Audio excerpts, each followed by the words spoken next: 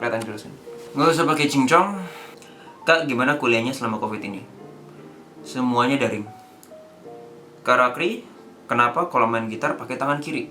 Dari dulu kayak gitu. Cara biar nggak overthinking gimana, Kak? Menurut gua, setiap orang punya responnya tersendiri dengan mengatasi overthinking tersebut. Kalau gua dengerin lagu yang banyak, terus nulis, baca buku. Setiap orang beda-beda. Ada yang mungkin ada yang sukanya jogging, main game, ya bermacam-macam. Tongkrongan favorit di UB dong, fakultas gue sendiri yang jelas. Ngerokok, ada yang makan, ada yang main game, ada yang main catur malah. Di UB, di CL atau CL bawah kalau gue nyebutnya underground ya. Rasanya kuliah gimana sih? Seru. Gue gak nyesel sama sekali gue kuliah, dan menurut gue itu salah satu keputusan yang menurut gue yang benar. Bantuin cari pacar dong, jomblo dari lahir nih. Ada aplikasi namanya Tinder dan Bumble. Anjay, apa sih, Kak? Anjay! Ngapain lu ngomong anjay? Marah. Judul Wattpad di deskripsi udah gue tulis. Apa pandangan kakak untuk orang-orang yang memilih buat menunda atau buat orang yang memilih nggak kuliah?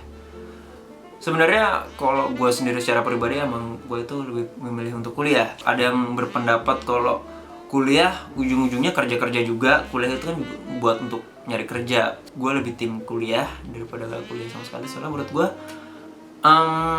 ya itu pengalaman buat kuliah aja. Dan gue gak keberatan sama sekali buat mereka yang memilih untuk gak kuliah.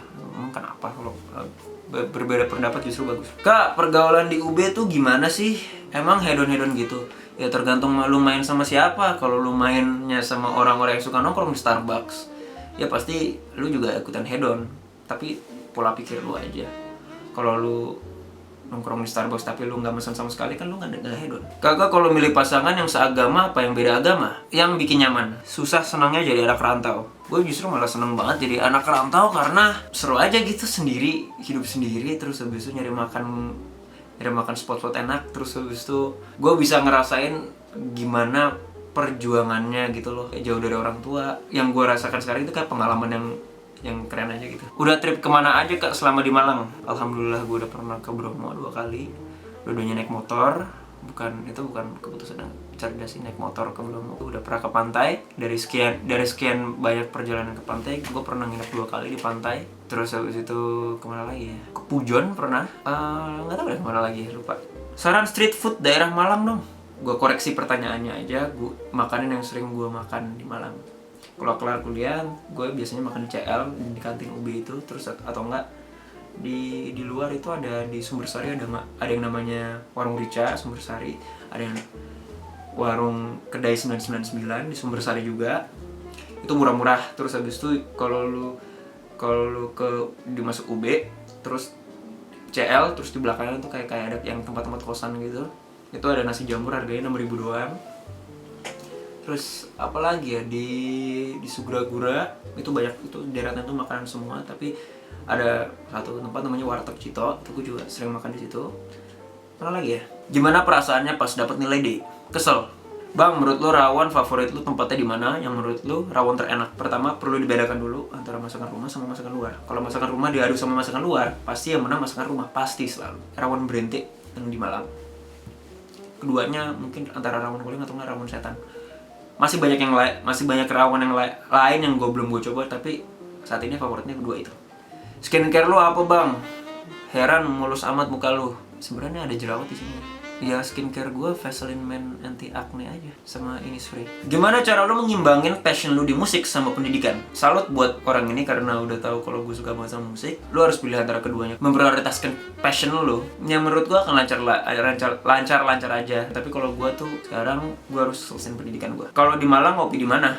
Selesai kuliah, gue bisa pesen kopi, entah itu nongkrong di situ sebentar, atau gue take away. Ntar malam-malam keluar sama angkatan, itu juga ngacak, nggak tentu. Tempat wisata favorit di Malang menurut Kak Rakri? Gue lebih suka perjalanannya daripada tujuan akhirnya. Ada sesuatu yang dicari, jadi kayak rasanya nggak tahu kenapa, panjang aja. Tapi kalau favorit gue Bromo. Kenapa lebih milih jurusan antropologi dibandingkan jurusan yang lain? Gue udah bikin video mengenai ini sebelumnya. Setelah wisuda S1, mau lanjut S2 apa langsung kerja? Kalau nggak keduanya, mau rencananya apa?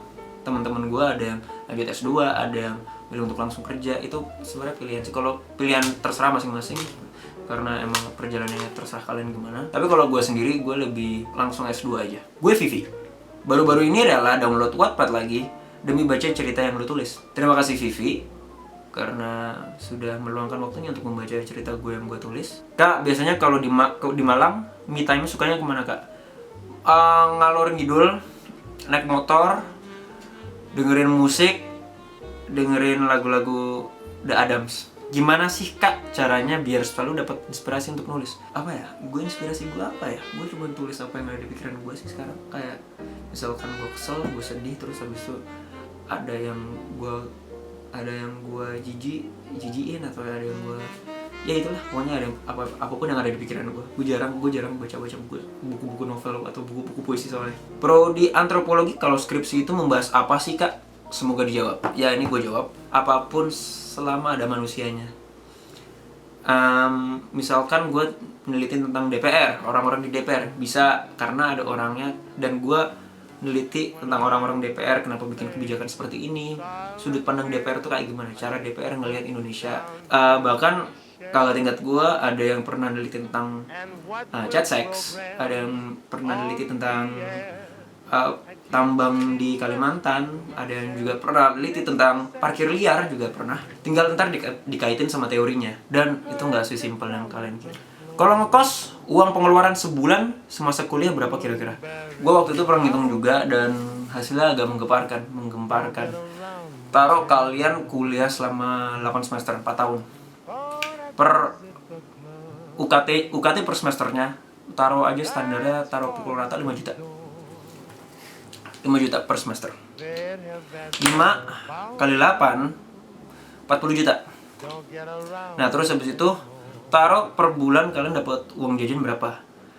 Gue tanya teman-teman gue, rata-rata mungkin range gimana ya kalau bahasa Indonesia? Range 1 juta sampai 2 juta. Taruh tengah-tengahnya aja, 1,5 juta. 1,5 juta per bulan. Satu semester ada berapa bulan? 6 bulan. 1,5 juta kali 6. Berapa itu? 15 kali 6 itu 15 kali 6 berapa sih anjing?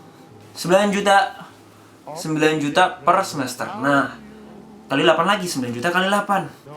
Wah, 72 juta. 72 juta selama 4 tahun itu. 72 tambah UKT tadi, 72 tambah 40.